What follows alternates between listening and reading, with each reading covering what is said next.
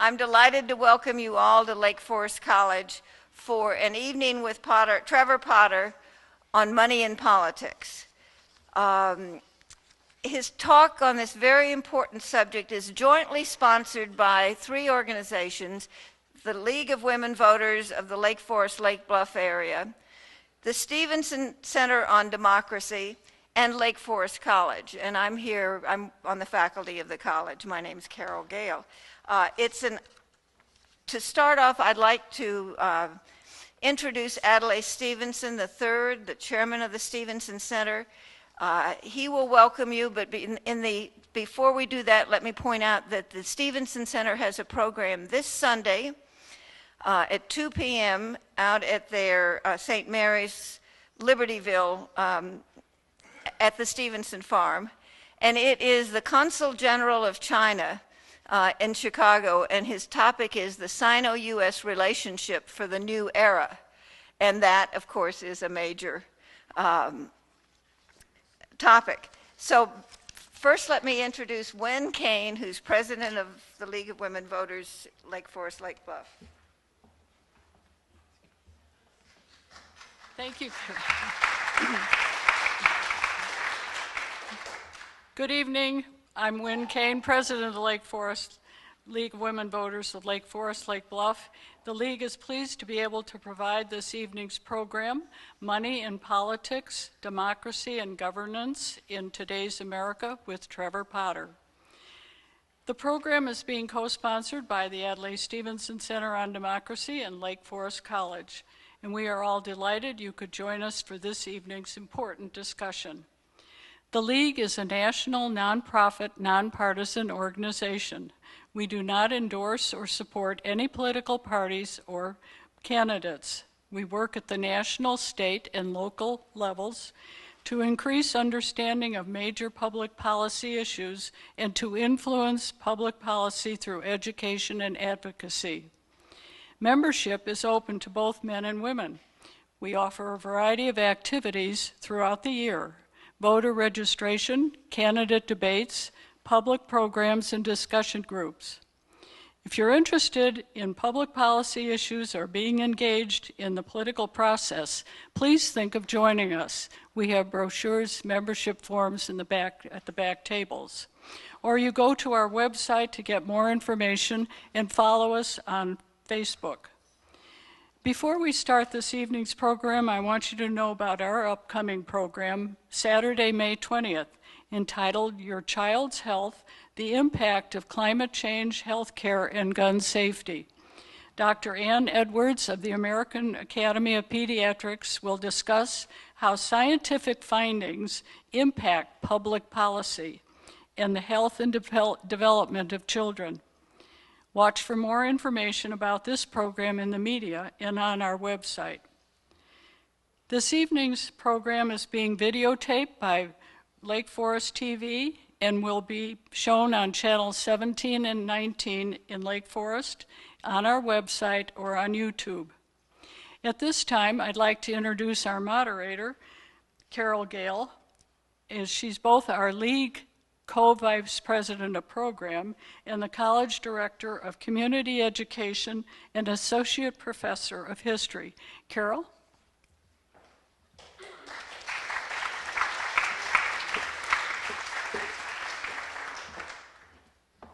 So I'm back again, and the first thing I have to do is correct what I announced about the program on China's American relations. It is Sunday, May 21st. That is a week from this coming Sunday. So I'm sorry to have given you the wrong information. The Sino-U.S. relationship in the new era. But now what I'd like to do is to introduce Adlai Stevenson III. It's a great honor to be able to do so. As you all, I hope, know, he was born into a family deeply committed to political service, and he himself has served the public weal with great distinction. As a member of the Illinois House of Representatives, and then he was Illinois State Treasurer, and then served in the U.S. Senate for a decade. He was also twice the candidate for governor in the 1980s. Senator Stevenson, we're honored to have you with us.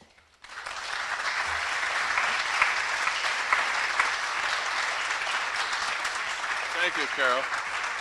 As Carol mentioned, I'm here as chairman of the Adlai Stevenson Center on Democracy, which is headquartered just a few miles from here at the family home, which is now a historic landmark. It's just off on St. Mary's Road off I-60, and our next meeting is, as you mentioned, May 21. We have these monthly meetings at the home in our lecture hall. The next one will feature the Chinese Consul General on U.S.-China relations. Occasionally we have meetings downtown, big meetings, one of which was addressed once by Trevor Potter. But now we're focused on the agenda for political reform, a very comprehensive agenda addressing all branches and levels of government, state, local, you name it. Everything from redistricting to electoral college to campaign finance to selection of state judges. It's part of our agenda, and the objective is to create a coalition that brings together all of the good government groups, all the reformers together on the same page, to unite them behind not the centers but the coalition's agenda for political reform. And we're having our first organizing meeting in Washington, late May, where the League of Women Voters has signed on. And guess who's hosting the meeting? Trevor Potter. Thank you, Carol. Thank you all.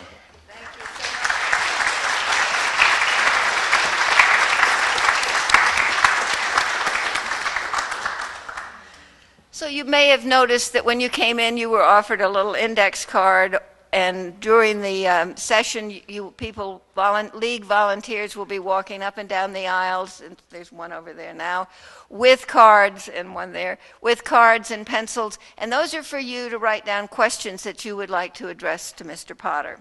So we're very pleased to have Trevor Potter with us tonight. He's a lawyer of distinction with specialties in campaign finance and election law, and he is a man who's won praise from the American Bar Association and a whole armful of legal organizations. He brings wide experience in government and politics to the subject at hand. After working for the Justice Department and then the U.S. Federal Communications Commission, Mr. Potter served as commissioner of the Federal Election Commission, chairing the commission in 1994. He was Deputy General Counsel to the George H.W. Bush campaign in 1988 and General Counsel to the presidential campaigns of John McCain in 2000 and 2008. Mr. Potter is deeply concerned with what the American Bar Association has called the delicate intersection of politics, law, and money. He speaks frequently on the topic in an effort to widen public awareness. You may have seen him on the Colbert Report in 2011 when he explained to Colbert and his audience the complexities and weaknesses of campaign finance law. And then he served as Colbert's lawyer when the latter set up his own super PAC, which is, I'm sure, an unusual. So although we're not Stephen Colbert, we are the several organizations in Lake Forest, Illinois, and we're delighted to have you with us. Thank you.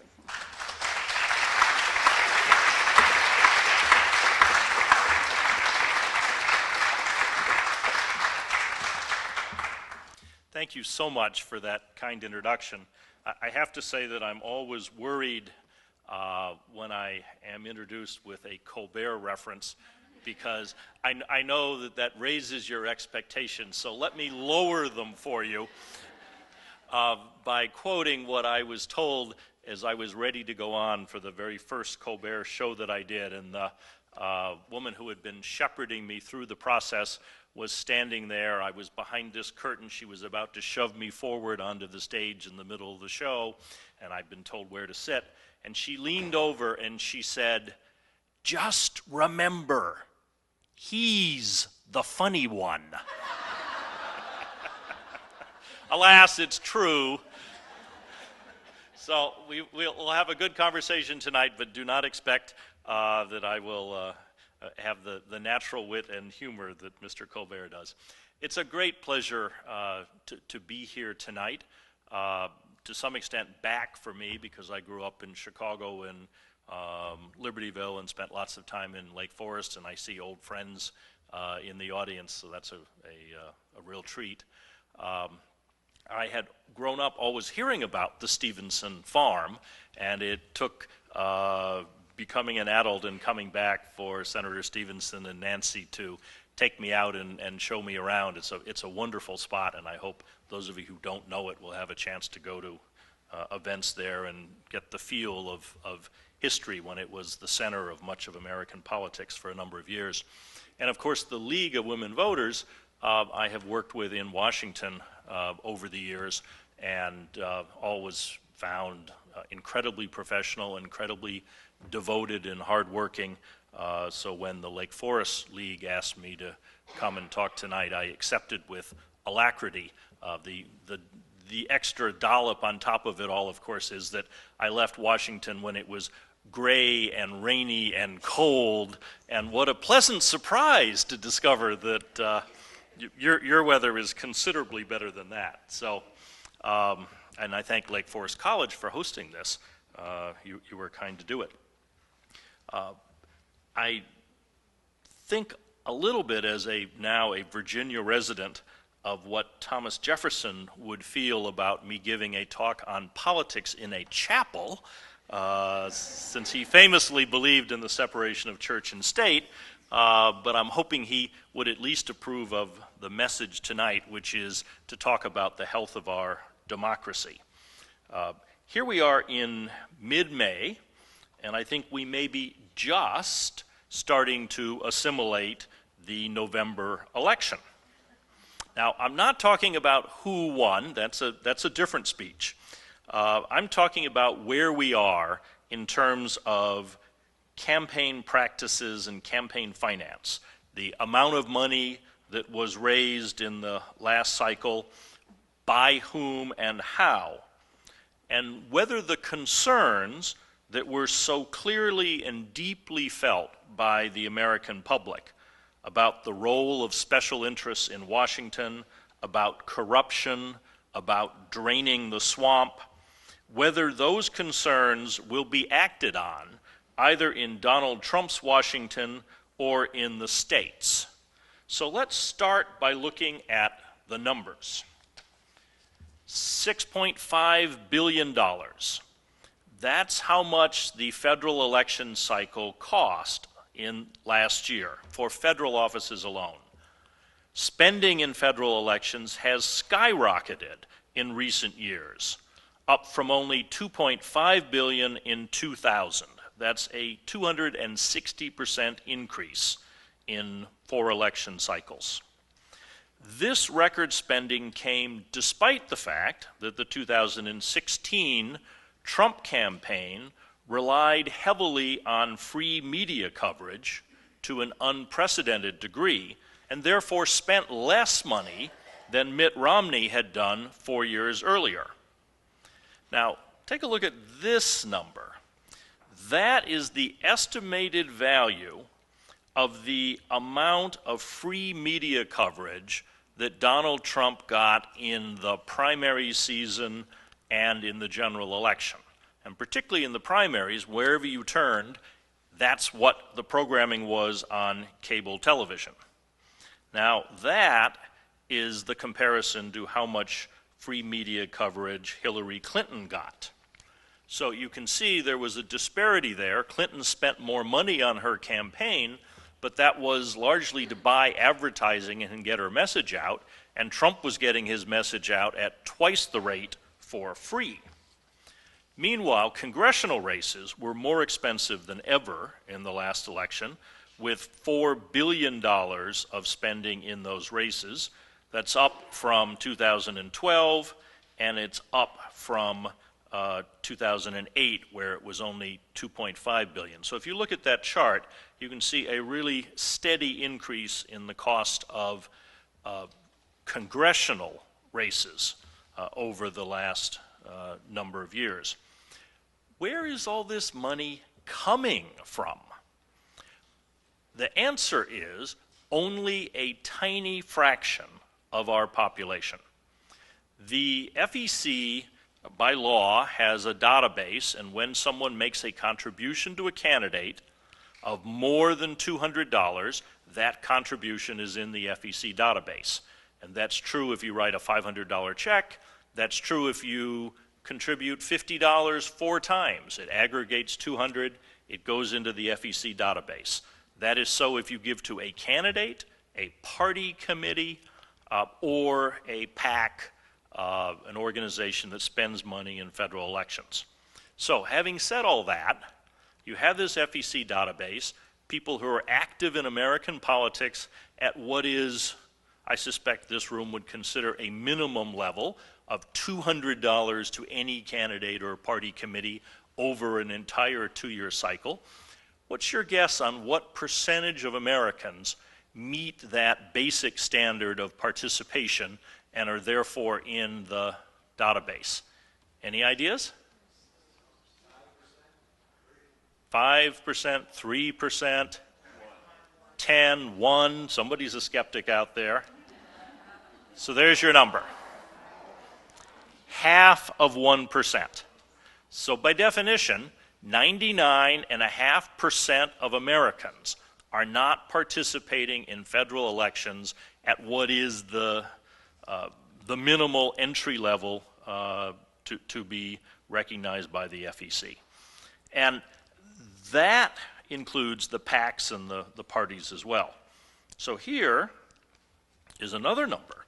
That is 1/100th of 1%, and that is the number of donors, Americans, 200 of them, who gave $1 billion of the $6.5 billion spent on the last election cycle.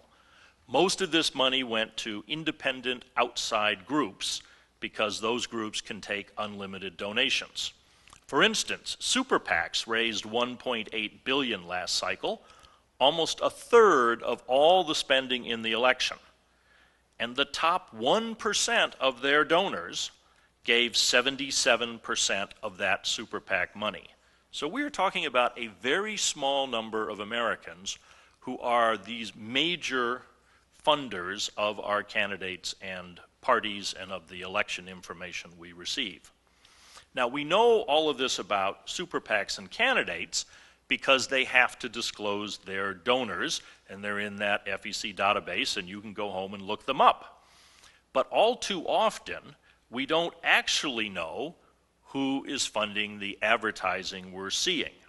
As the money has poured into our elections, federal agencies like the Federal Election Commission, where I used to serve, and the IRS have, for a variety of reasons, done almost nothing to enforce the laws that require disclosure of the sources of political spending. So we now have a phenomenon the press calls dark money, which is advertising whose source we can't identify because it's coming through tax-exempt groups that don't have to disclose their donors. If you, let's see, which one is that? That's the slide that shows you the total outside spending with no disclosure of donors. And what you will see is back in 2004, there was only $5.8 million of that, and today we are up at $184 million. That high number in 2012 is because both the Obama side and particularly the Romney side had a lot of donors who gave dark money for presidential advertising. This time there were relatively few people who gave for Trump advertising. Groups like the Koch brothers instead spent most of it on close Senate races. That's, as you look at this chart, 36 times today the amount of dark money that there was before the Citizens United decision.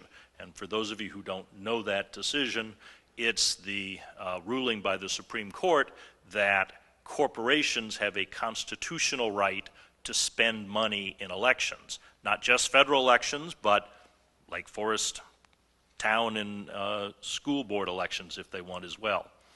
Now, I'm mentioning all these numbers because they illustrate a broader issue with the way we fund our elections. And that issue is Americans don't like what we're doing.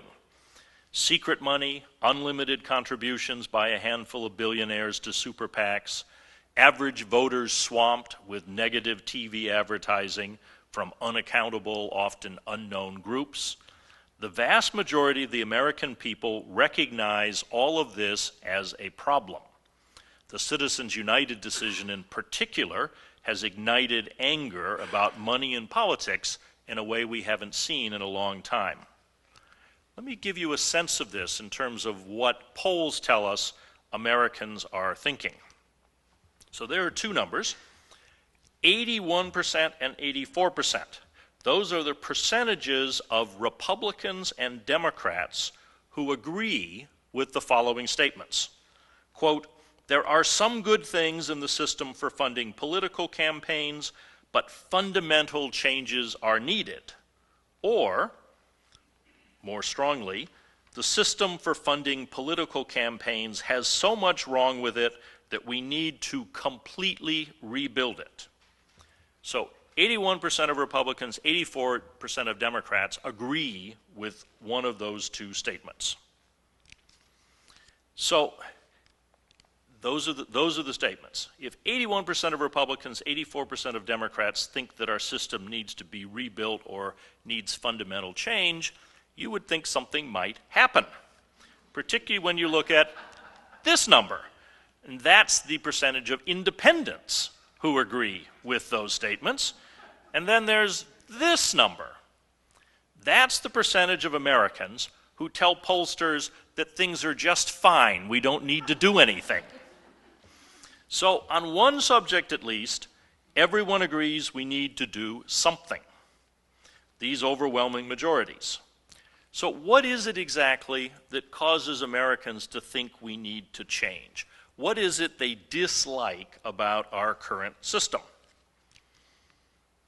Those are the percentages of Americans who think government is corrupt. Republicans more skeptical than Democrats. But what do Americans mean when we talk about corruption? What is it that they're objecting to? The answer is people, and you heard this in the Trump campaign, and I'll come back and talk about this, people think the system is rigged against the average American by the special interests who seem to control the political process. 79% of Americans say the government is run by a few big interests looking out for themselves. And then there's one that I find fascinating. 87% of Americans agree that we should have reform so that a rich person does not have more influence than a person without money. That's a pretty remarkable number given how we actually finance our election systems. People are objecting to a government which, in theory, we have responsibility for. We have elected these people to office. They're our representatives, and they're only there because of us. Even so, we have these huge majorities of Americans who think our government is no longer responsive. Now, candidate Trump understood this frustration. He gained traction in the presidential race, I think in significant part by talking about what he called the rigged system in Washington. He spoke specifically about the problem of money in politics, how he knew that big donors would write checks so politicians would do favors, because he said he had done it himself. He said that Washington only works for the special interests, not for the people, and he would change this. Polls show this was a big part of his appeal to voters across the country, and not surprising when you see those numbers of Americans who are unhappy with the system. And people are not wrong to worry about special interest influence. When Ronald Reagan was first in office, lobbyists reported spending around $200 million a year for lobbying activities. Last year, lobbyists spent $3.1 billion in reporting spending. That is, by comparison, larger than the entire budget of the Congress of the United States. In fact, being a lobbyist is now so appealing that about 1/2 of former senators and 1/3 of former House members leave Congress to become registered lobbyists. And because the registration rules for lobbyists are lax, the number that is actually being paid to influence their former colleagues is undoubtedly higher than that. Well, what is it these lobbyists do in Washington? Lots of things, but for our purpose tonight, it's important to recognize that one of their jobs is to make campaign contributions to incumbent members of Congress and to hold fundraisers for them to raise money for the re-election of the same members they are lobbying. How does that affect that whole system? How does that affect the members of Congress themselves? Well, here is a particularly interesting figure. This figure comes from a leaked PowerPoint slide at a briefing that was put on by the Democratic Congressional Campaign Committee for the new members of Congress, the people who had arrived full of idealism. They'd made it through a horrible election. They were ready to get down to work. And their party committee told them that they should spend 40% of their days in Washington fundraising. They had this neat slide here that shows 4 hours of call time, which is the euphemism for fundraising, as well as constituent visits, a little bit of committee floor work, recharge time, so forth. But the biggest chunk is going to be call time. That is done, they're not allowed to do it in their offices, so that is done in the basements of party headquarters where they go into little booths and put on headphones and call complete strangers to ask them for money. Every once in a while calling people who have actually given before and maybe someone they've met before. We've now reached the point where money has become so singularly important in winning elections that this model schedule is what new members do at a minimum.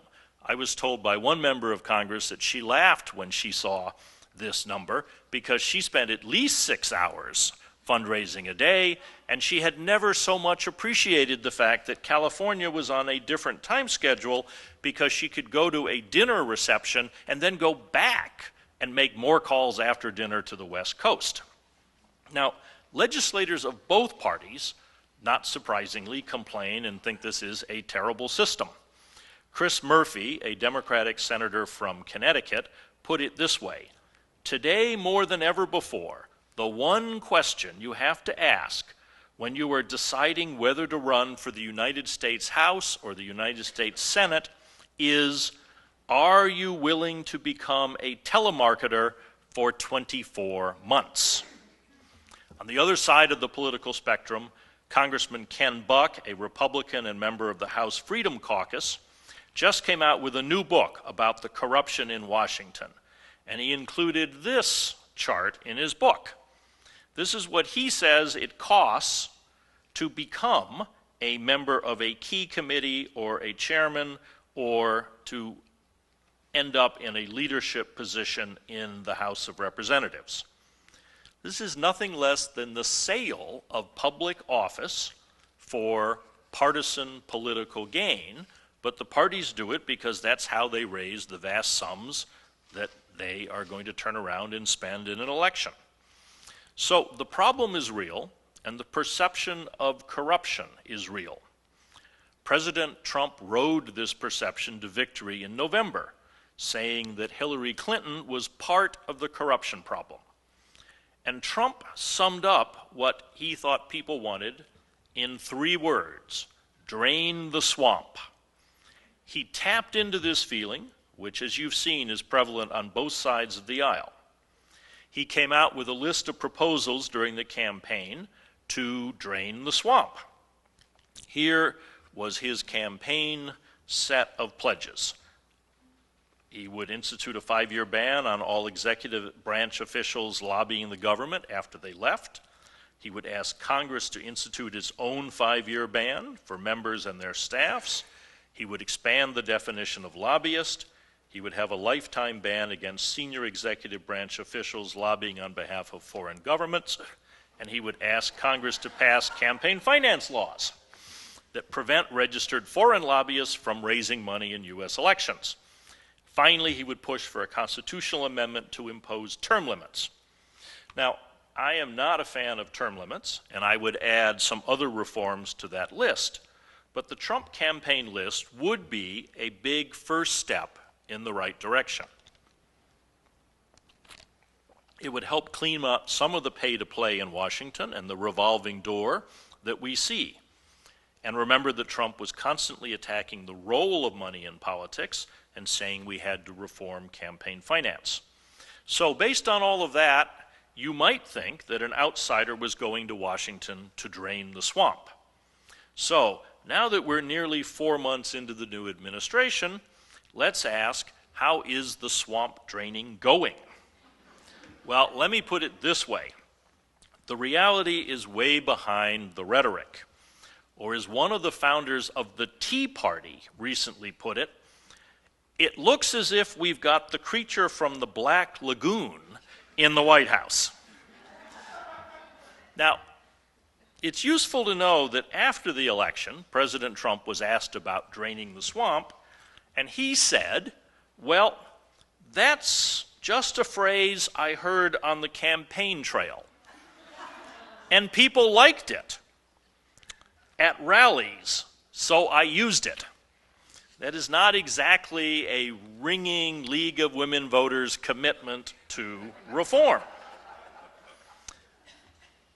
The people the president has hired for his administration have what you might call a distinctly swampy look about them.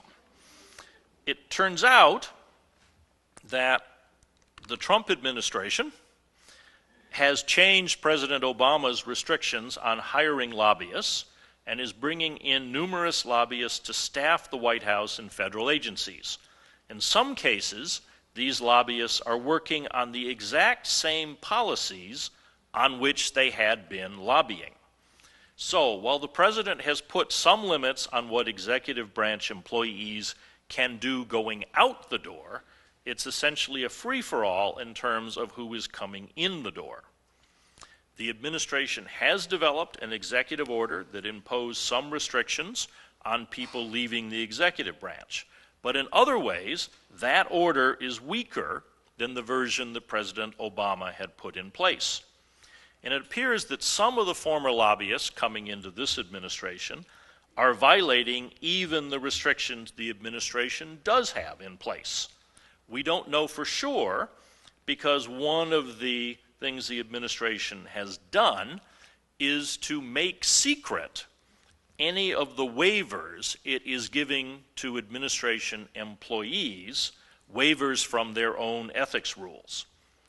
This is obviously not a positive development, and the Office of Government Ethics has now formally objected to the practice of granting secret waivers to these conflict of interest rules. I think here we have the executive order from the branch where they started to say they were going to clean the swamp before they started to give these secret waivers. The administration's executive order has a second problem. It does nothing to curb the undisclosed shadow lobbying that President Trump said he would eliminate. He has not done anything to require greater disclosure of people who don't register as lobbyists but run lobbying campaigns. This is someone you may have heard of, Carl Icahn. He's a billionaire investor, he's a friend of the president, and he has been named a special advisor to the president. You might wonder what a special advisor does. Well, in that capacity, he has been screening candidates for senior federal jobs and advising the White House on policy for U.S. business. However, he has another capacity, which is he's a private investor. And in that capacity, he's been busy lobbying senior administration officials to remove an EPA rule that is costing his company millions of dollars. Now, normally, this would be a conflict of interest, and he wouldn't be allowed to do that. However, the White House's view is that even though he's been called a special advisor to the president, that is not actually an official government job, so he's not a government employee, and none of the conflict of interest rules apply to him. Nor, of course, has he registered as a lobbyist. All of that is the executive branch side. Congress has done nothing either. President Trump hasn't pushed them to do anything to curb lobbying by former legislators or to prevent lobbyists from coming in and writing the legislation for the industries for whom they lobbied just weeks ago. So I'd say on the drain the swamp agenda, it's at best a incomplete, with no sign that the administration is going to spend time on this going forward. That's partly because the administration has, as you all know, been spending a great deal of time on conflict of interest issues. For the first beginning of the administration, starting with whether President Trump would have a blind trust or not, and then as new appointees have come along. They have done this in a context of increasing secrecy. Last month, the administration announced that it would no longer make public the visitor logs to the White House, which was one of the improvements that the Obama administration had made, and it enabled the press and the public to see which lobbyists, who was coming to visit the administration. That is now top secret. So, this, as the New York Times points out, effectively bars the public from knowing which activists, lobbyists, political donors, and others are gaining access to the president and his aides on a daily basis.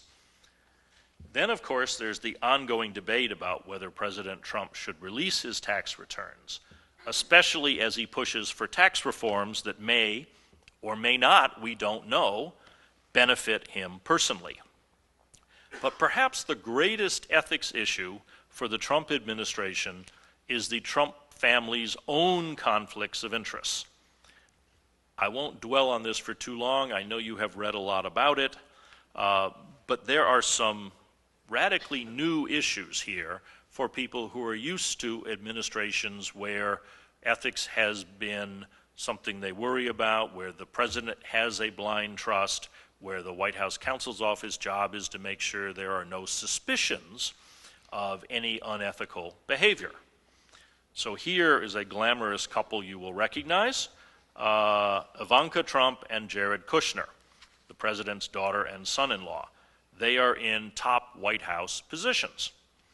Now, when this was first suggested, that rumored, trial ballooned, that they might go to the White House, Washington lawyers said, well, they can't do that. Congress passed a law in the 1960s after Bobby Kennedy was appointed Attorney General by his brother. And that law specifically says that you can't appoint your relatives. So you would have thought that that was flatly illegal. However, the Department of Justice and the Trump family lawyers have taken the position that that law applies to agencies, and the White House is not an agency, so it doesn't apply to whomever the president wants to appoint in the White House.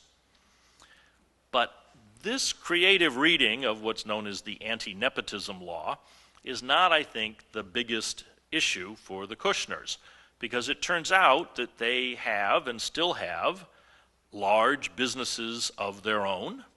They are now officially federal employees, so unlike the president, they are actually subject to the federal conflict of interest rules, but they own their businesses, they're not running them, and as a result, they have the potential for conflict.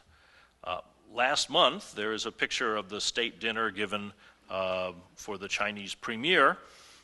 The same day that Ivanka was sitting at the table with the premier in Florida, it was announced that a number of trademark applications she had pending in China had been granted that day in less than half the time it normally takes for the Chinese government to process them, and they have a record of turning down a number of applications.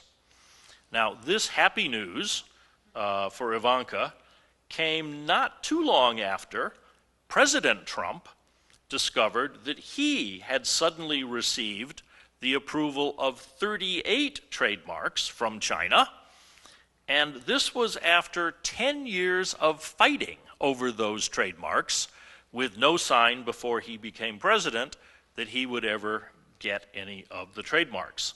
After the election, 38 were granted. Now, that trademark approval came right after President Trump had called the president of China and had switched his publicly stated position and announced his support for the One China policy, which recognizes Chinese sovereignty over Taiwan.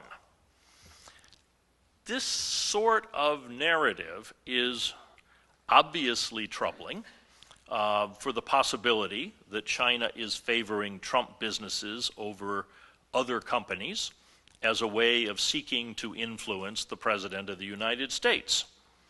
But the reality is we have never had a family in the White House with as many ongoing investments and thus as many potential conflicts as this one.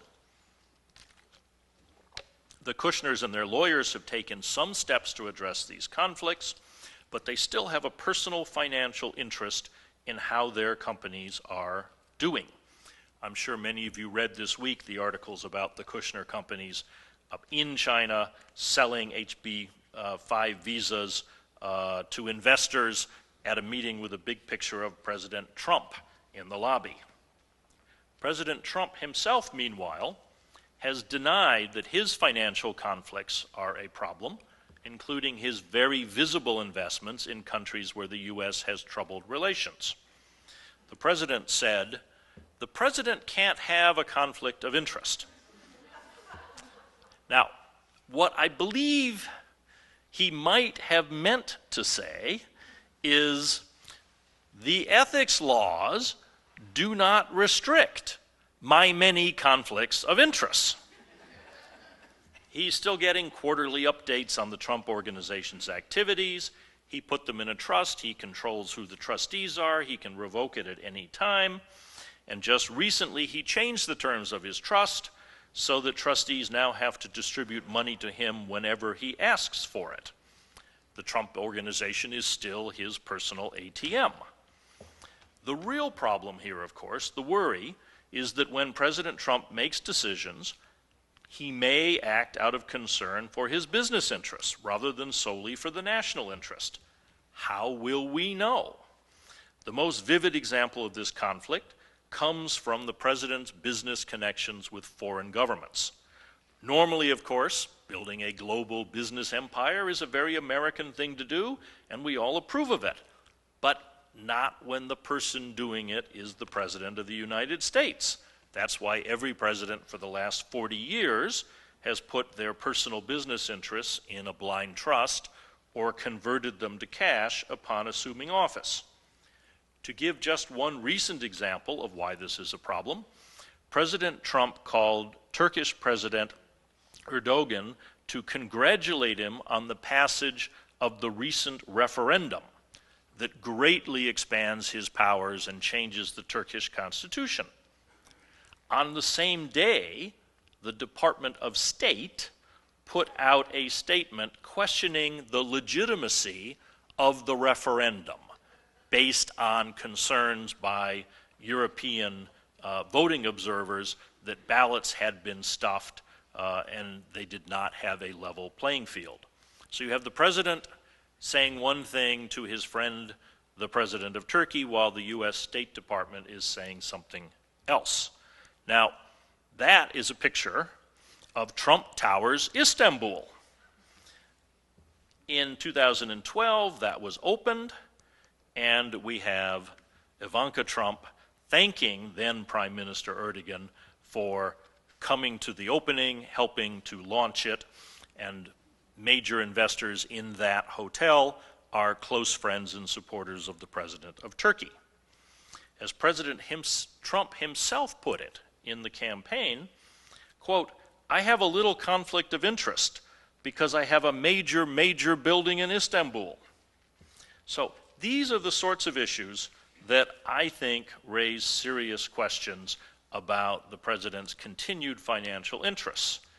That photo is in Manila, and just last week, President Trump surprised the State Department by inviting the president of the Philippines to come to Washington, despite the fact that we have been criticizing his human rights abuses. It may not have hurt that the president of the Philippines named Donald Trump's Philippine business partner as the special Philippine envoy to the United States. Now, the issue here moves from the Ethics in Government Act, which I think everyone agrees does not apply to the president because there were constitutional separation of powers concerns. Who would enforce it?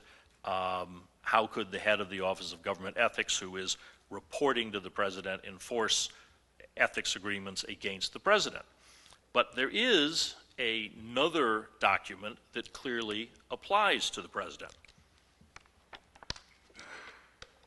That is the Constitution of the United States.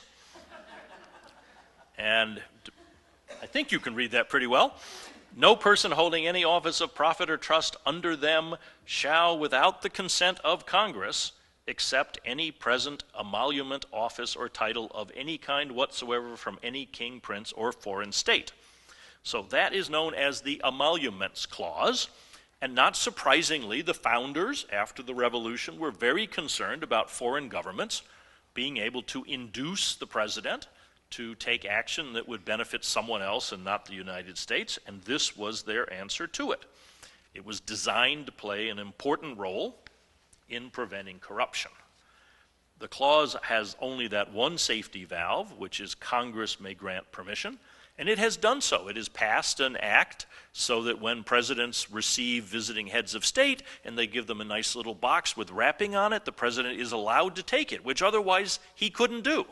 And the act says the president may take foreign gifts that are given to him in conjunction with state visits. He may display them in the White House during his term of office, and when he leaves, they're the property of the United States.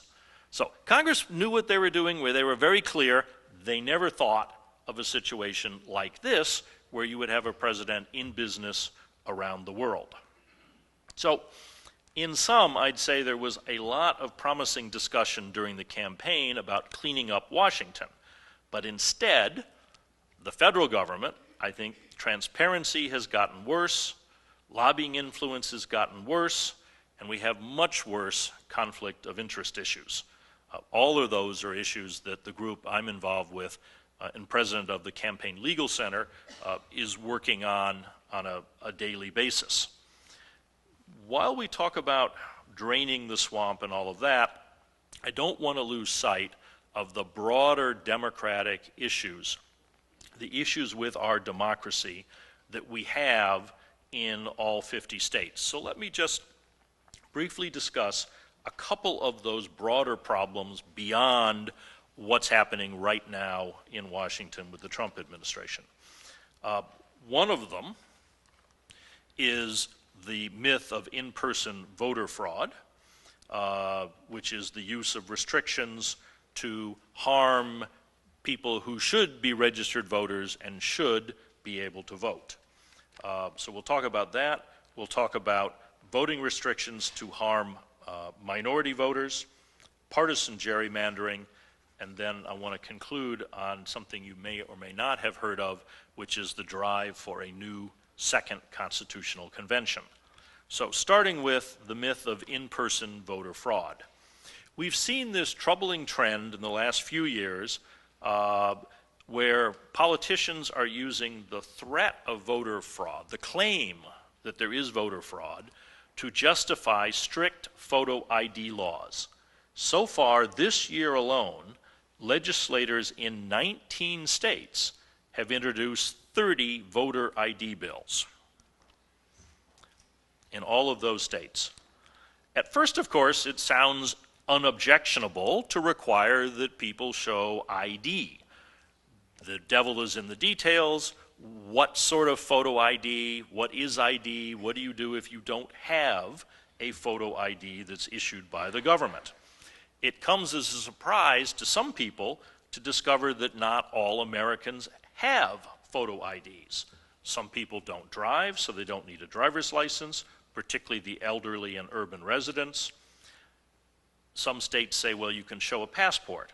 Well, only about 40% of Americans have a passport, so for many people, that's not an option. Even for those who do have a form of photo ID, many states have rather artfully created rigid restrictions on what kinds of ID voters are allowed to show, designed to make it easy for legislators' supporters to vote and difficult for those who favor the opposition party. Let me give you an example. In Texas, the law the legislature passed says that a concealed weapons permit is a permissible form of photo ID, but a state university-issued student ID is not. So it's not difficult to figure out who is being targeted by these laws: the elderly, the poor, young people, particularly college students. Looking again at an example of Texas, a federal court found that over 600,000 Texans did not have one of the couple forms of voter ID that the state law allowed. It also found that over 30% of the counties in Texas did not have an office where people could go to get a government ID, and that some voters had to travel over 100 miles to get to the nearest motor vehicle office. We know that restrictive photo ID laws prevent some number of eligible voters from voting. There's a study that came out this week saying that as many as 200,000 residents in Wisconsin did not have photo ID. There are estimates that as many as 90,000 of those may not have voted. You may recall the election in Wisconsin was closer than that. So if you look at this carefully, the argument that these are needed to prevent voter fraud also falls apart. This is an interesting chart because here are 4 states that conducted investigations after the 2016 election. Their secretaries of state carefully looked into allegations. On the left side are the total number of possible cases of voter fraud in those states. On the right side is the percentage they constitute of ballots cast. So a tiny percentage. Moreover, and crucially, nearly every one of these examples of possible fraud involve either absentee ballots or accidental voting, people who thought they were eligible but turn out not to be. I'll mention it a little later, but for instance, ex-felons are in many states prohibited from voting, and some of them registered and voted in any case. But what you'll note is none of these, to our knowledge, are in-person impersonization, people who came in without the right ID and voted. That's because if you think about it, it's actually pretty tough to do. You would have to go in, this is presuming you didn't have to show ID, you'd have to know the name of the voter, you'd have to say, I am that person. In my state they say, and where do you live? So you'd have to have the address and everything else. You'd have to hope that it's not a small town where they know you or know the person whose name you're using. And then you'd have to hope that the real voter doesn't come in later and try to vote, or all hell will break loose. So who is going to risk jail terms, large fines for one vote, if you are lucky to do that? So all studies tend to show that there's almost no in-person voter impersonation fraud, and that is the one thing that a photo ID requirement could actually deal with. Here's one that found 31 potential examples. This is an estimate out of 1 billion votes cast over an entire decade. So the question is, why are legislators pushing these photo ID laws? We know the answer based in part on court testimony, depositions taken in cases fighting these laws, where people generally admitted that they passed the law because their voters had IDs and they thought the other party's voters were more likely not to. So that's the impersonation and the issue of photo ID. The next issue, which I think is fundamentally for us because of our history as a country, even worse, is intentionally discriminatory voting laws. The United States Supreme Court a couple years ago struck down part of the Voting Rights Act in a case called Shelby County on the belief that racial discrimination is a thing of the past. That may be true in some places, but we've unfortunately seen that in many states, legislators are equating racial groups with political parties and passing laws that harm minority voters in an attempt to help themselves politically. To give an example, we at the Campaign Legal Center have been fighting in the courts for years against Texas's photo ID law. Twice now, the district court has ruled that the Texas legislature passed that law with the specific intent to discriminate against Black and Latino voters. We've seen a similar story in North Carolina, where the legislature passed a bill only days after the Supreme Court's voting rights decision. That bill was designed to take away every legislative advance in the election process that had been made over the previous decades by minority voters. Now, that's a fairly serious statement, and I can make it and say that bill was designed to do that because that is what the senior federal court found after looking at the evidence. In the court's ruling that the law was intentionally discriminatory, the Fourth Circuit Court of Appeals said that the provisions, quote, target African Americans with almost surgical precision. Courts have also found that Pasadena, Texas, Evergreen, Alabama, and the entire Texas state legislature all intentionally discriminated in drawing their most recent redistricting maps. Some other examples of discrimination are not so obvious.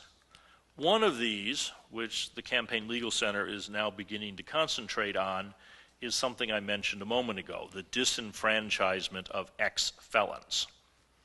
So here is a map showing restrictions on people who have served their jail terms and are now back in the general population. In Iowa, Kentucky, and Florida, being convicted of any felony means that that person cannot vote for the rest of their life. Many other states have disenfranchisement laws for those with felony convictions that go for years after they leave prison. Sometimes these laws were passed with the intent to prevent minorities from voting, and they're very effective at it. The Campaign Legal Center recently brought a case against the state of Alabama, which has a law saying that anyone convicted of a felony involving moral turpitude can forever lose his or her right to vote. Now, you might wonder exactly what moral turpitude is, and if you do, and I do, the answer is we don't really know. The state first started using that term back in 1901, and the United States Supreme Court found that that term was expressly motivated by a desire to discriminate against blacks on account of race, by listing crimes that the legislatures thought black residents would be more likely to commit. So the Supreme Court threw that out in 1985. Amazingly, Alabama has since passed another law on felon disenfranchisement, still using the same phrase. It now claims that it's a new law, and there's no evidence that that law has any racial bias. Meanwhile, and I I wrote this down and I went and checked it and I said, it just can't be true. And the answer is, it is. As a result of the law currently on the books in Alabama, 15% of all eligible African American voters in the state are disenfranchised. 15%. The Campaign Legal Center is currently in court trying to overturn that. In many of these cases, racial discrimination has served as a proxy for partisan discrimination. What the legislators say when they're challenged is, we weren't targeting African American voters, we were just targeting Democrats. It's not our fault that in the South they are often one and the same. That is the argument they have offered in court when they're told that whatever they have done has had a disparate adverse effect on African Americans. Then you get to gerrymandering. You can see the blue on that. That's not water, that is a congressional district. The water is out here to the east, but you can see this is a district in Maryland that is in some places barely attached to other parts, I guess with the islands not attached, including the capital city, and then wandering around to draw it in a way that was going to give the greatest partisan advantage to the map drawers, who in this case are the Democrats in control of the legislature. Now, the Supreme Court has said that extreme partisan gerrymandering is unconstitutional, but it has never figured out how to measure when the gerrymandering is so partisan that it has gone too far. The good news is, in this coming year, the court will have a chance to solve this problem.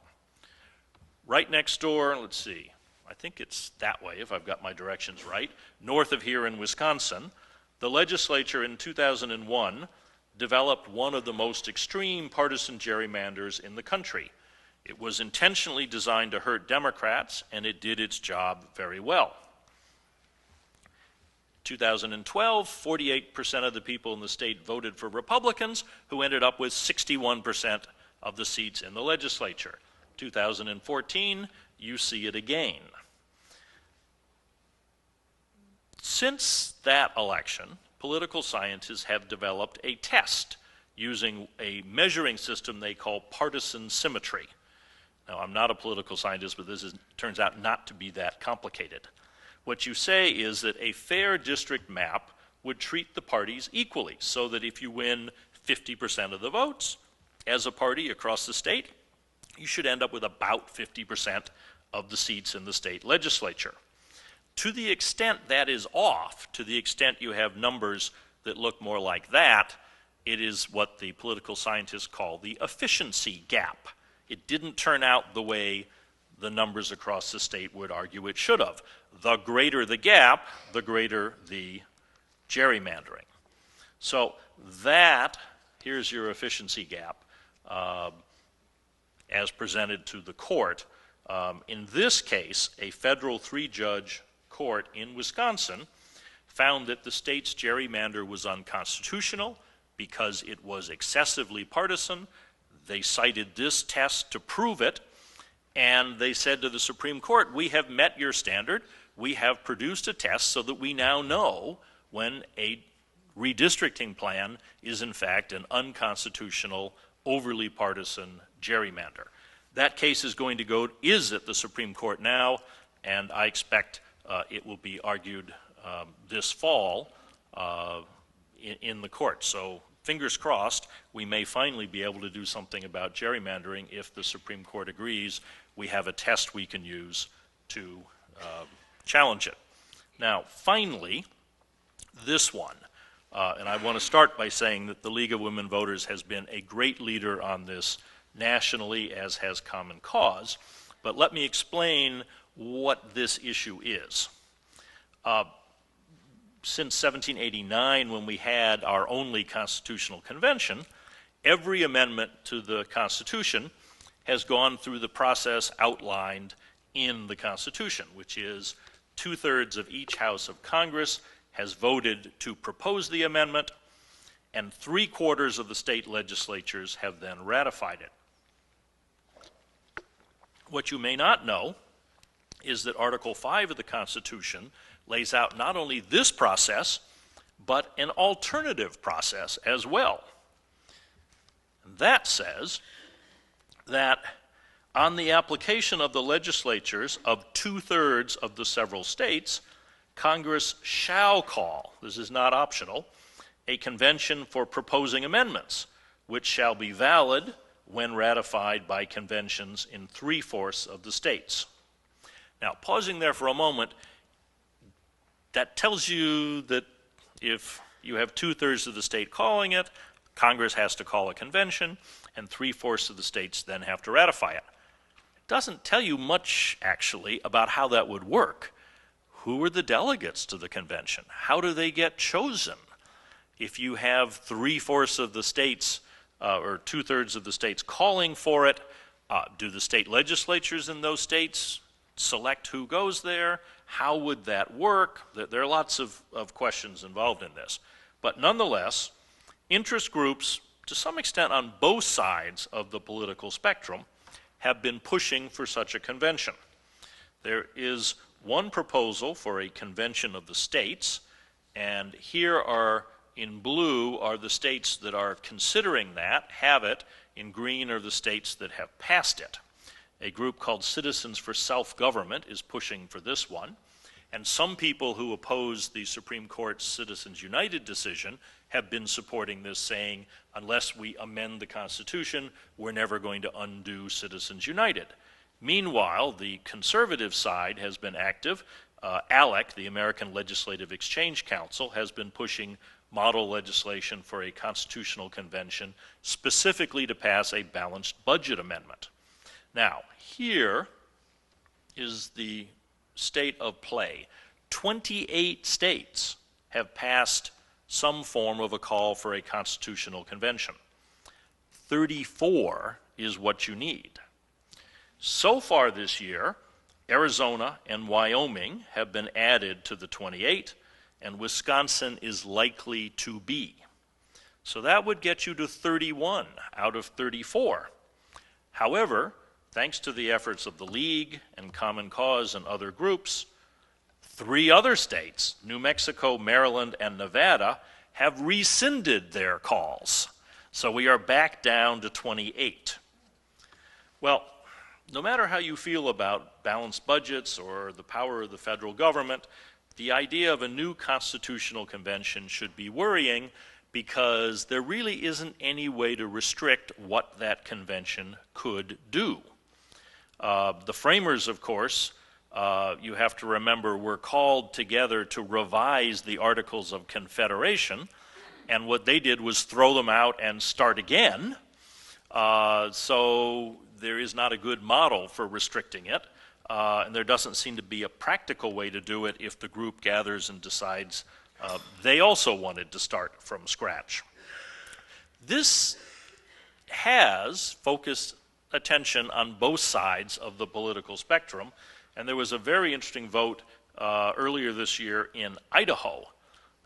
A left-right coalition, people on the left who were concerned about undoing constitutional civil rights protections, and people on the right who were concerned that a convention might push the Equal Rights Amendment or might fiddle with the Second Amendment gun rights.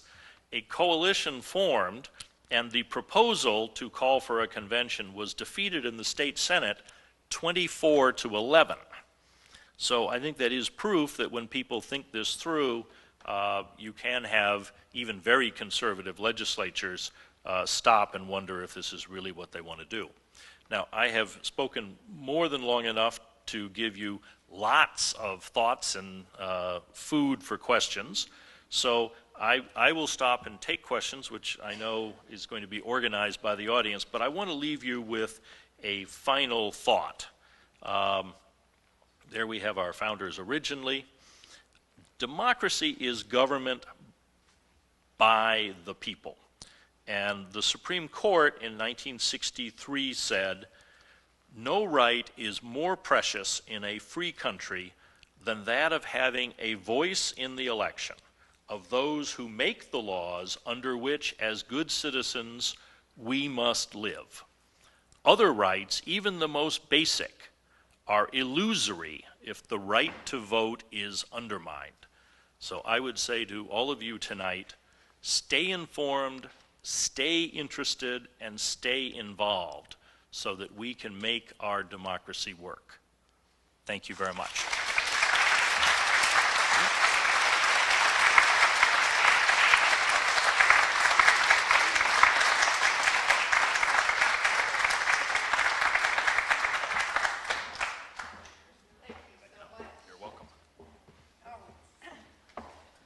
That's a lot of food for thought. And we have a number of questions from the audience. Are you willing to Sure. talk some more to us? You'll have to give me the hook when you've decided those chairs are too hard and bedtime is calling. So, Well, I see that in my introduction, I should have stressed your work with the legal. don't worry. Thank you, sir. She has lots With of the- cards here. I do. You may be here a while. With the Center for Legal. Campaign Legal Center. Campaign Legal Center, because much of your talk covered that. So we have really two thrusts of questions, some having to do with campaign finance, some having to do with campaign finance, many having to do with that. And the other area are these electoral issues, everything from redistricting to the Electoral College, as a matter of fact. So why don't we start with campaign finance? There are several on funding or super PAC. What are super PACs good for? And is there, what do you think of the billionaire, the self-financed billionaire as a kind of candidate? And how much influence do you associate with lobbyists as opposed to direct money donors? Now, that's lumping a lot of things together, but let's see if you can sort them out. Okay. Super PACs are an accident of history and of law. There is no act of Congress that says we're going to have something called a super PAC. First of all, the press calls them super PACs, and we do because the official name, which is a independent, non-connected political action committee that makes only independent expenditures and is therefore allowed to take unlimited corporate money, seems like kind of a long phrase. So, super PACs it is. But what happened is the Supreme Court in Citizens United said, if you make an independent expenditure, it's not corrupting, because it's independent of the candidates and parties, therefore you're exercising your First Amendment right, and you can do that. But don't worry, said Justice Kennedy, because it'll be fully disclosed, which it's not, and voters will know who is paying for it, which they don't, and it'll have your name on the ad. So that's where the Supreme Court left it, thinking, I believe, based on that case, that this was going to be Exxon or some other company that you would recognize when it took out the ad.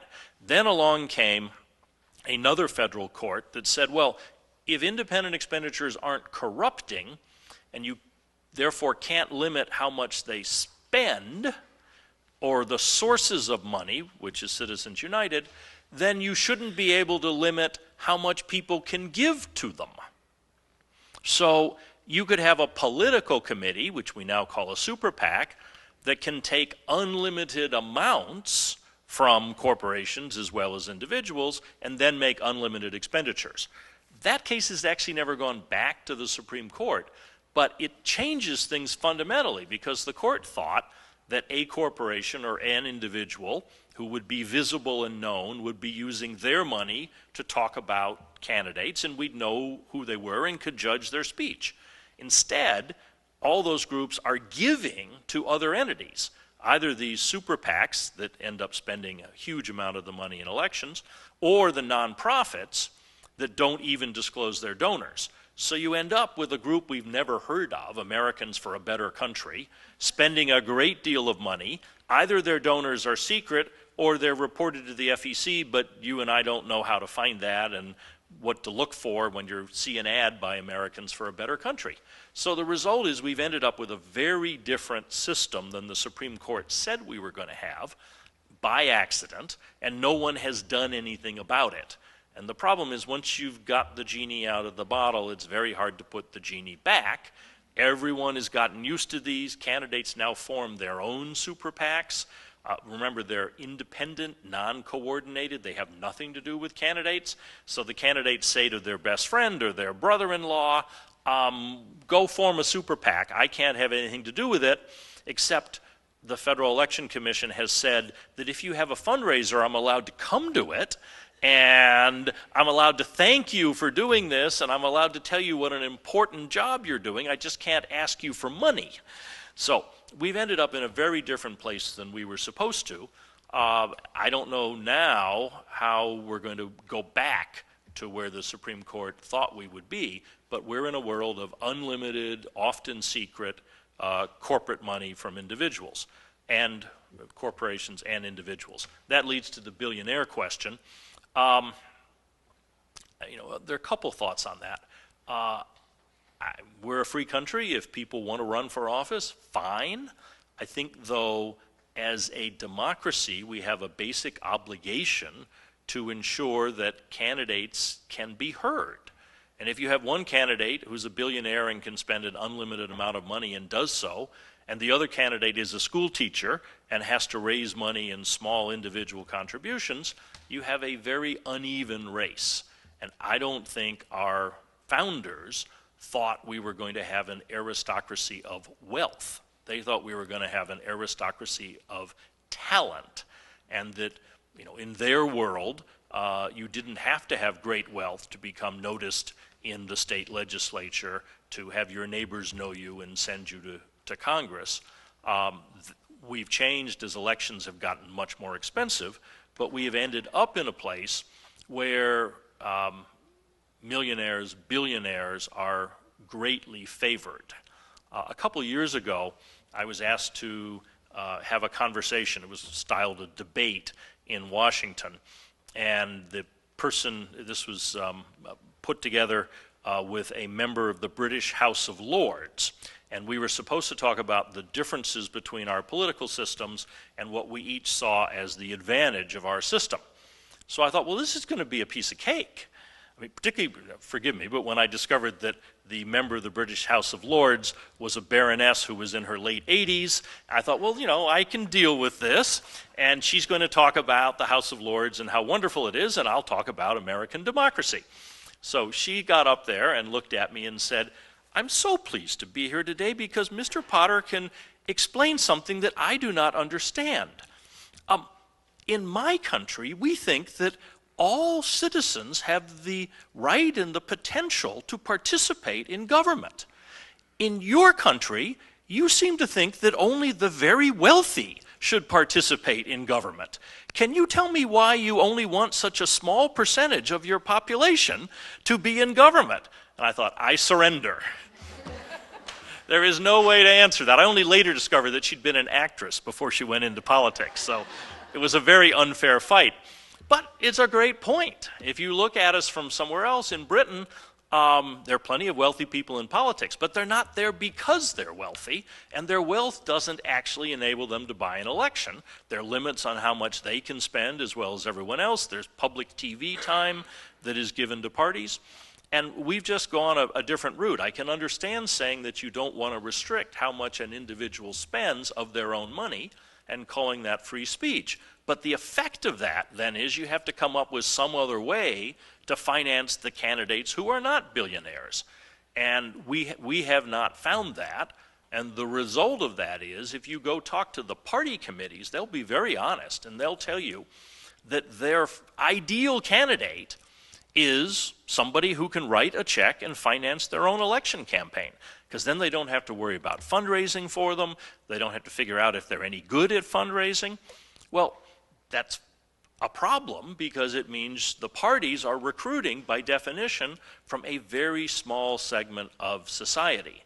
And then you turn around and look at those numbers we talked about of the percentage of Americans who think they're not being represented in Washington, and it's not necessarily a surprise.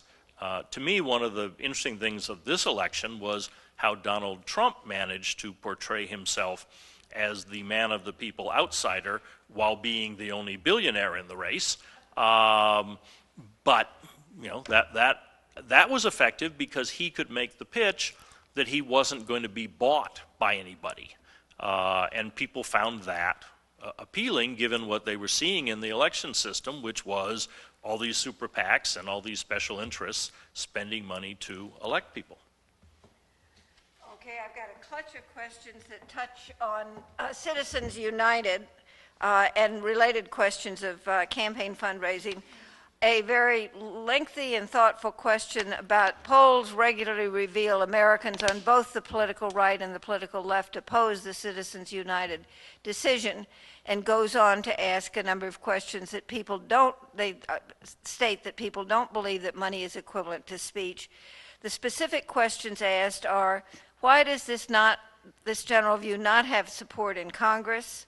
Has anyone drafted what could become the text of an amendment to amend the Constitution in order to overcome the effect of Citizens United? And how can citizens persuade their elected representatives to support a constitutional amendment? Others ask, another one asks, do any of the Citizens United reforms have a chance of passing?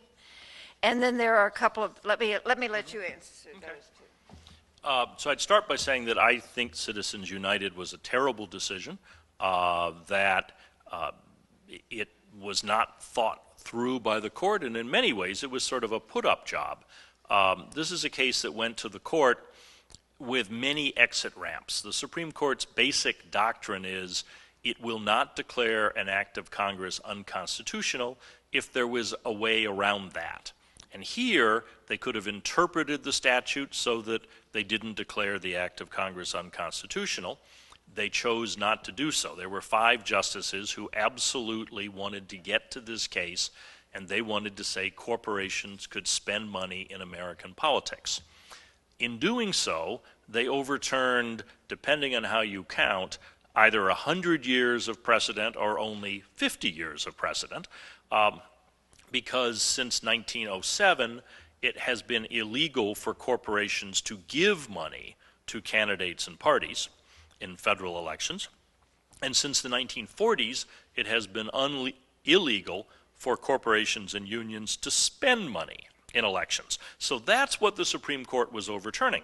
And they did so, of course, only 5-4. It had gone the other way. There were only 4 votes for allowing corporations to do that when the McCain-Feingold law first got to the court after it was passed. But then Justice O'Connor retired, Justice Alito took her seat, and he felt exactly the other way. So the court flipped, and it looked as if those 5 justices were in a rush to make this decision before anyone else left, and it flipped back again. So what they said was that corporations, for First Amendment purposes, for political speech and campaign purposes, are effectively just collections of individuals, associations of individuals, and they should have the same rights as an actual voter has. I thought that was wrong in the sense that corporations are artificial entities. As the lawyers in the audience know, you have to go and create it by an act of government, and they have, unlike individuals, they don't have any natural death. They go forever. They have advantages under the tax laws in being able to amass capital, which individuals don't have in the same way. So it seemed to me they weren't voters. They had all these special privileges. They were created as an artificial entity, and they shouldn't be allowed to participate as if they were full citizens. And I thought that made sense on a policy ground, because everyone in this room has economic interests. There's no question about it. You care about your tax rate, you care about your savings, you care about what the government is doing to you economically. But you also have cultural interests, family issues, patriotic interests. It might benefit you if you own a defense contractor for us to go to war in Korea. But the other side of your brain and of your interests says, gee, a war in Korea is probably not what I want. So you have a well-rounded view as a citizen. Corporations don't have that well-rounded view. Their job is to make money for their shareholders, and if they can do something that is bad for America but good for the shareholders, generally we see that's what they do. And for that reason, it seemed to me, giving corporations a great deal of clout in elections was a mistake, because they're not well-rounded citizens with the same interests. Now, the argument the other way, made by particularly Justice Scalia, was, well, but not all corporations are Exxon, or any of these huge multinationals. The corner barber shop may be incorporated for liability purposes, and the barber, therefore, can't, as the Barbershop Inc., put a campaign for a candidate or write a corporate check to a party. So the argument was they're really small people from the conservatives, and no, they are gluttonous multinationals from the liberals. So that was the back and forth. The question then becomes, now that the court has done this and said that corporations have the same rights as individuals, could it be undone, and how? It could be undone by a change in the court, a change in justices. It could be undone by proof that the court was wrong, that there actually is corruption here that's coming from these large corporate expenditures. And I think with the world of super PACs and dark money, we're getting closer to being able to make that argument. The constitutional amendment, I think, is a tough one. First of all, it's certainly easier to change one justice on the court than it is to amend the Constitution. Secondly, you would be amending the First Amendment. And as a lawyer and a citizen, it makes me nervous when you start playing with the First Amendment. And it's also hard to draft that. The two versions tend to be one that very specifically says the Supreme Court was wrong and corporations do not have a right to participate in elections. So you could do that. But then you say, well, what about the New York Times? Isn't it an incorporation? Isn't CBS Inc.? So you say, well, yeah, but we're not talking about the press. So then you say, well, corporations can't participate, except institutions of the press or something like that. So then you start saying, well, what are institutions of the press? What happens if GM buys a magazine? Can GM now be an institution? It's hard to write this in a way that is as narrow as you want. So the other alternative is, oh, we're not going to worry about that. We're just going to say, we're going to trust Congress, and the amendment's going to say, Congress may make laws regulating the spending of money in elections, period. Well, that's easy to write, but then you get nervous. What is Congress going to do? And will we like what they're going to do? So I think the constitutional amendment is a difficult route to take, plus very hard to pass. So what we're doing at the Campaign Legal Center is trying to build a legal record to go to the courts and show where corruption is actually occurring, starting with, and this goes back to something I said earlier, the Supreme Court had no idea that our elections were going to look like this. The case is only 7 years old. They envisioned a completely different world. This spending was going to be completely independent of candidates. It's not. It could be.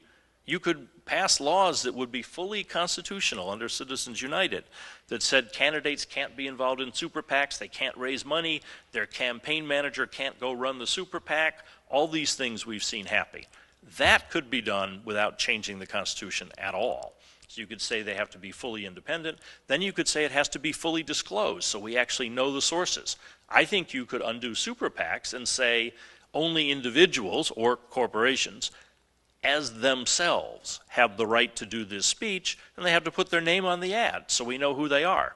That if you give to a super PAC, that's a contribution that can be limited.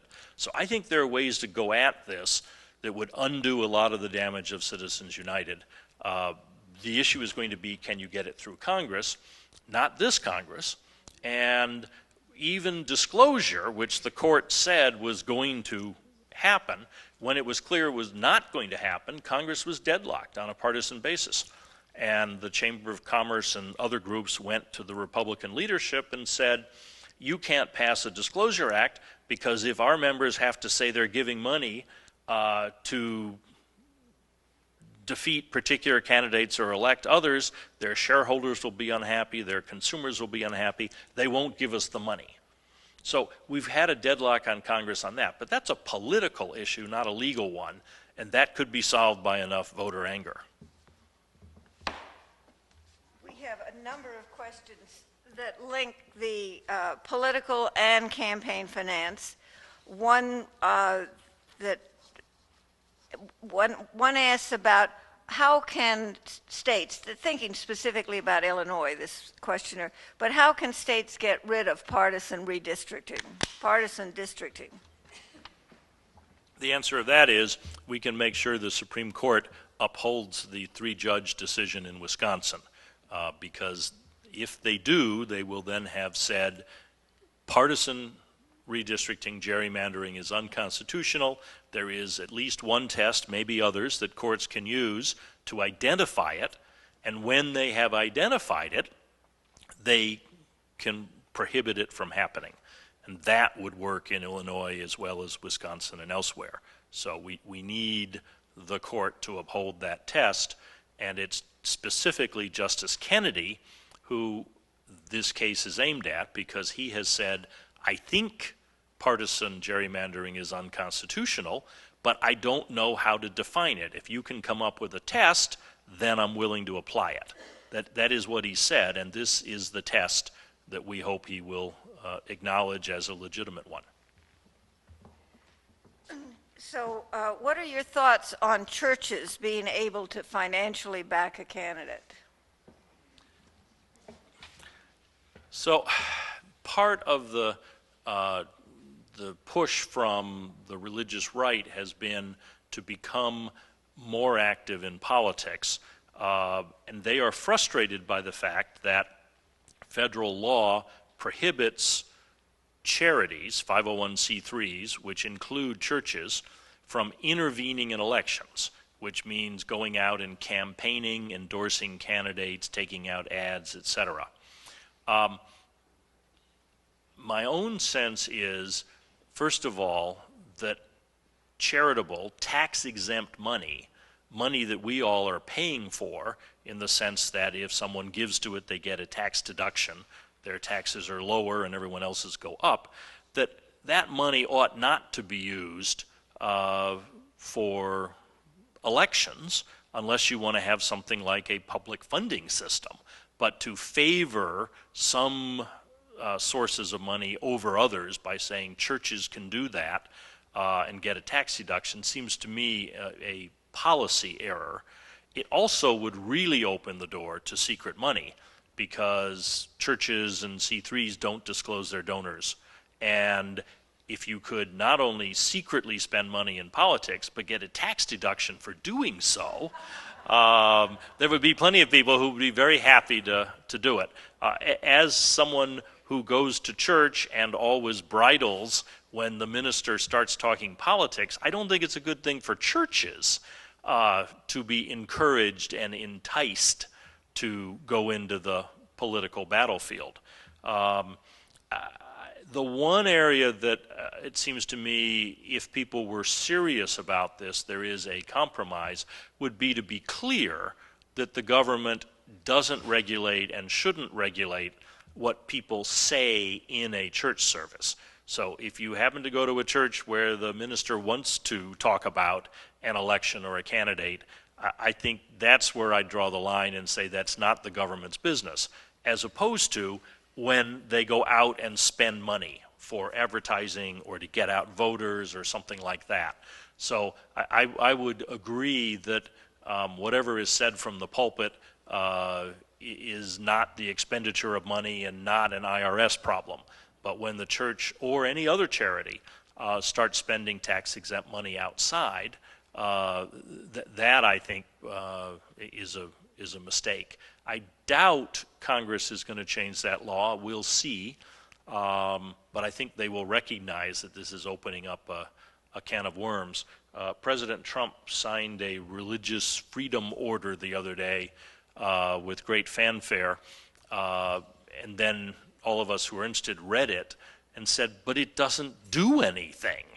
What it said was the IRS shall recognize religious freedom and liberty and shall allow political activity by churches to the extent permitted by law.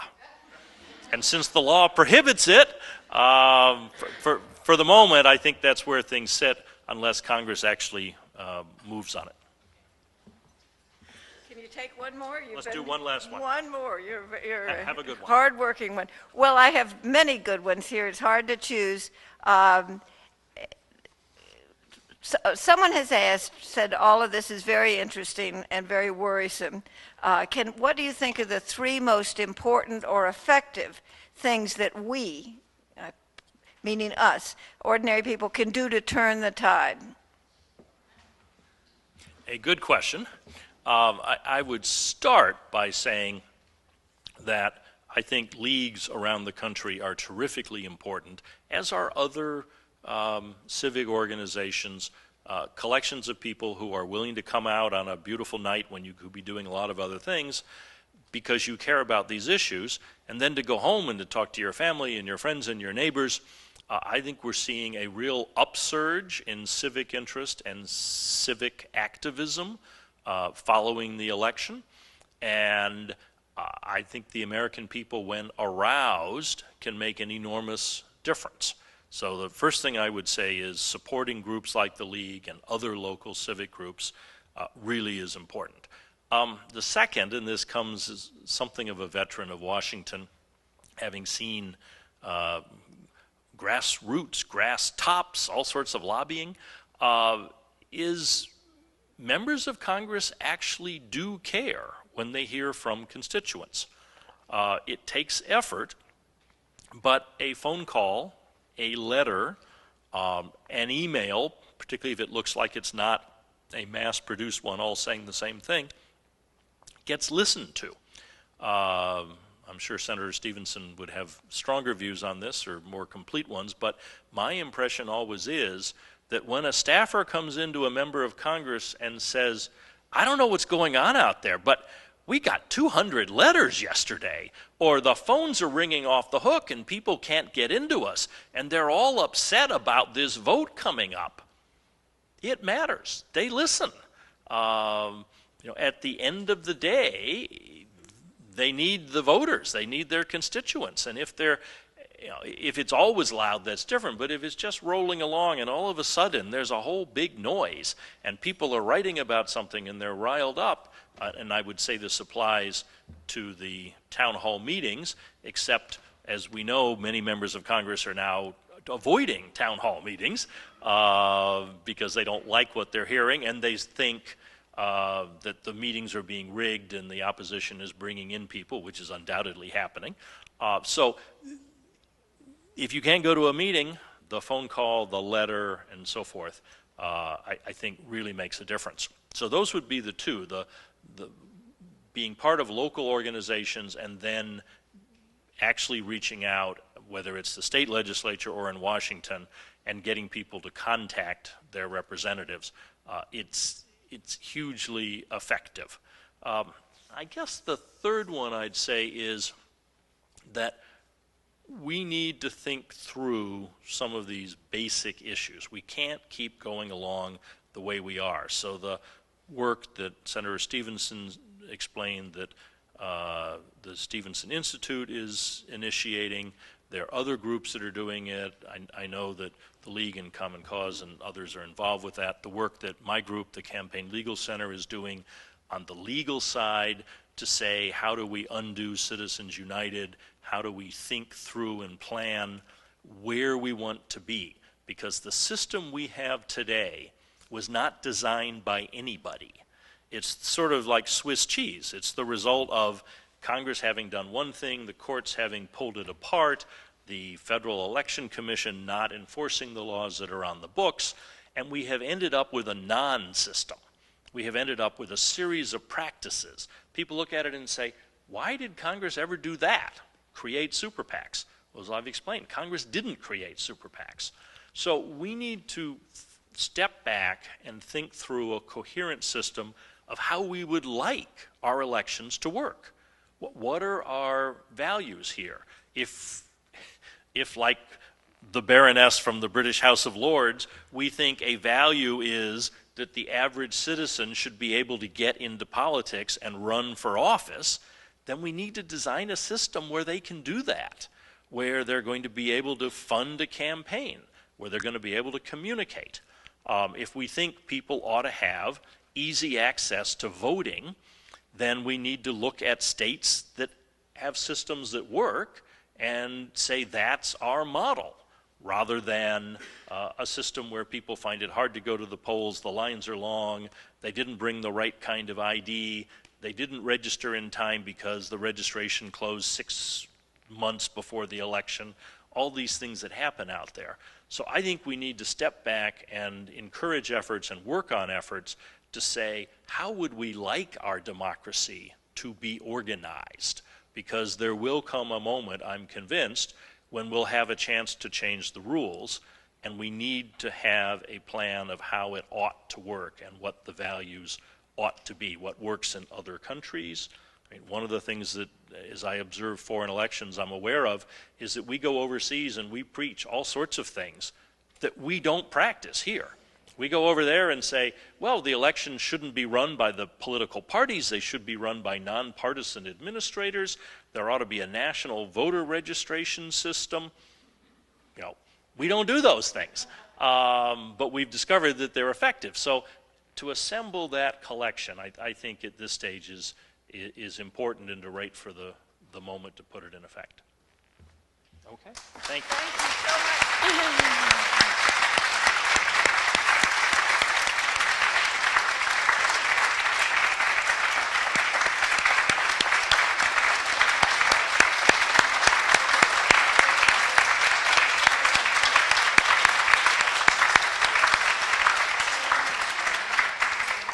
Well, you've clearly given us a great deal to think about. I think we all learned a great deal. I certainly did. I'd like to tell the audience that if you'd like to see this again, in order to get a full grip on it, it'll be shown on Lake Forest TV. We've got someone from Lake Forest TV here, Ed Johnson, filming it, and you'll have a chance to look at it again and review some of the arguments.